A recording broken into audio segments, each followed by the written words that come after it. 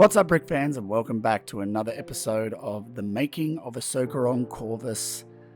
Part 3 this is, and if you haven't seen the cinematic, I do suggest that you click on the link below and go and watch that one before watching the Making of series.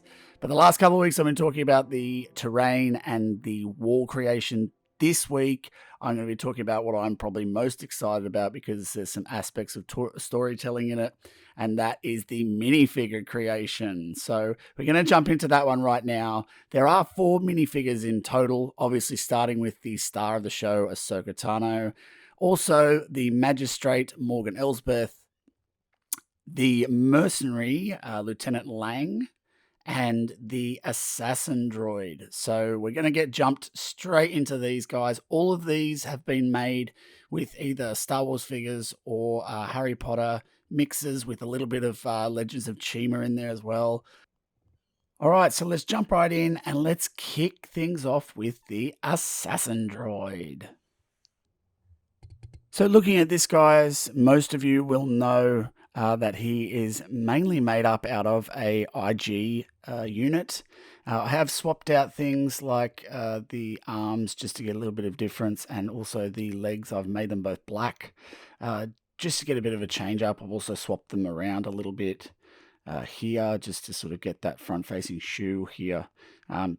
Just to change it, really. I was hoping to get some red legs in there. I just couldn't get them in time. They do exist. I would have probably done something a little bit different with the head, maybe squared it off or made it a bit smaller. Maybe even using some of the assassin droids from the Clone Wars phase might have worked.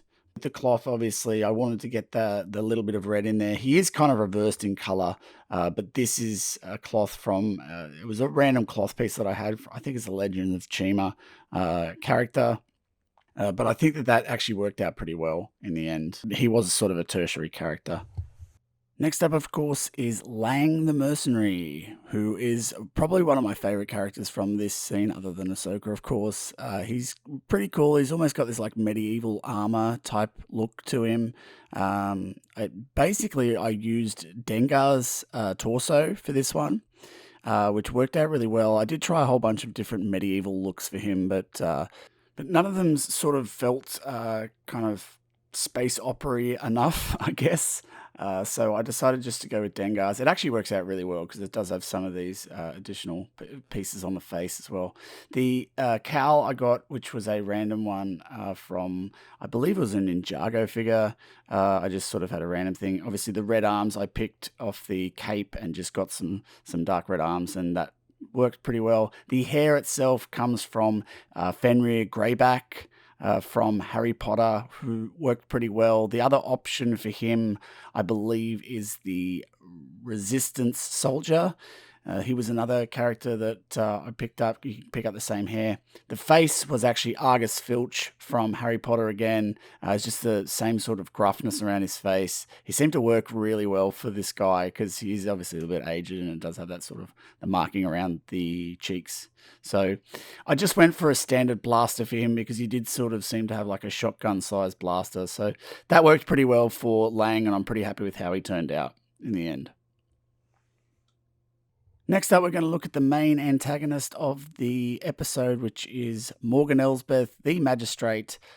She was a cool figure to make, and I think it turned out really well with the spear and everything. This is actually the Lois Lane head from Superheroes.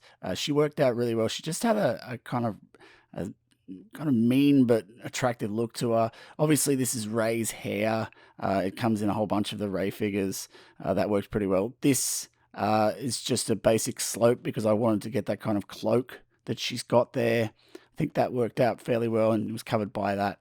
The blue arms, obviously, to match. Her spear, which is made of pure Beskar, is basically just your run-of-the-mill medieval spear.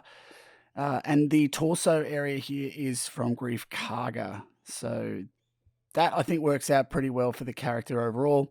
The cape is from another Legends of Chima, Legravis, I think his name is. I basically bought this one on Brickhouse. The other option for this, and I wish I had have got it, was actually Barriss Offee, and that was mainly just because then I got to have a Barriss Offee figure.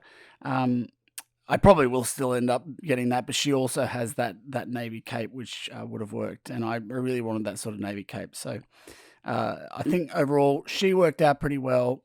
And now it's time for the star of the show, the one and only Ahsoka Tano. She is no Jedi, but she is pretty awesome.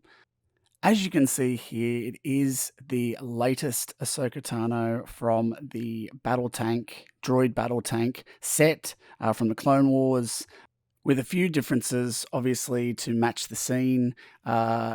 In this shot, she didn't actually have her hood on, which is why I've gone for the poncho, and that's cool because then you can see her Leku.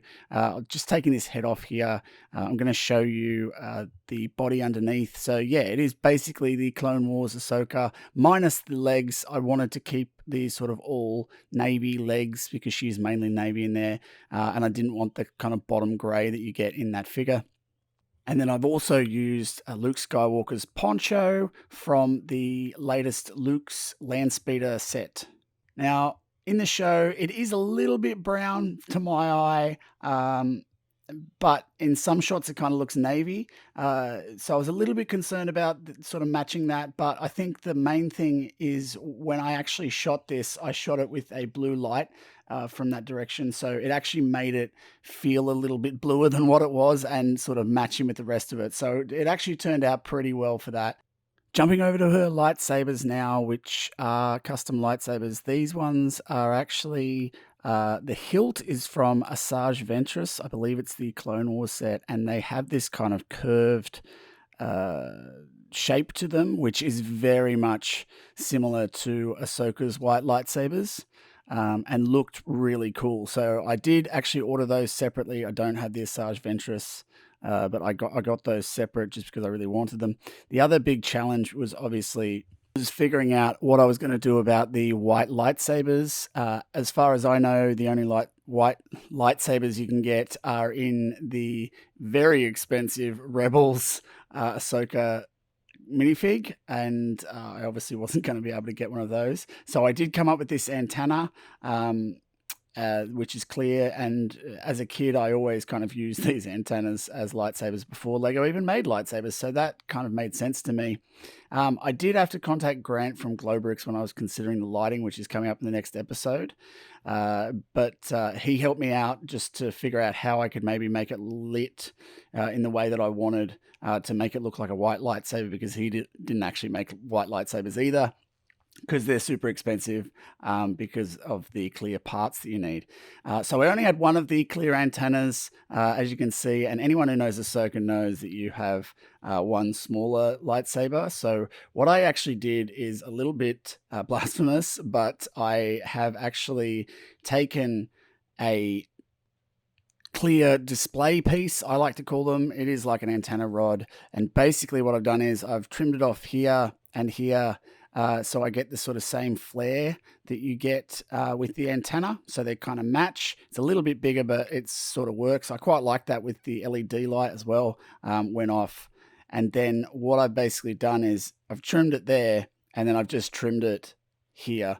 And that's what's made this kind of shorter lightsaber. Again, need to sort of fix up that edge. So that pretty much wraps up Ahsoka and the minifigures for Ahsoka on Corvus that I did. If you guys have any comments on today's episode, please leave them below. And if you enjoyed today's episode, give me a like. Coming up on part 4, the final part of this Ahsoka on Corvus making of series, it is the lighting and effects. One of the things I think that really made the cinematic for me, and it was make or break. I had to get those lighting in there to get the shots that I wanted. So that will include Ahsoka's white lightsabers and the setup for that with the LEDs. So stay tuned for that one.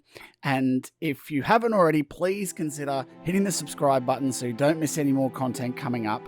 And until next time, may the bricks be with you.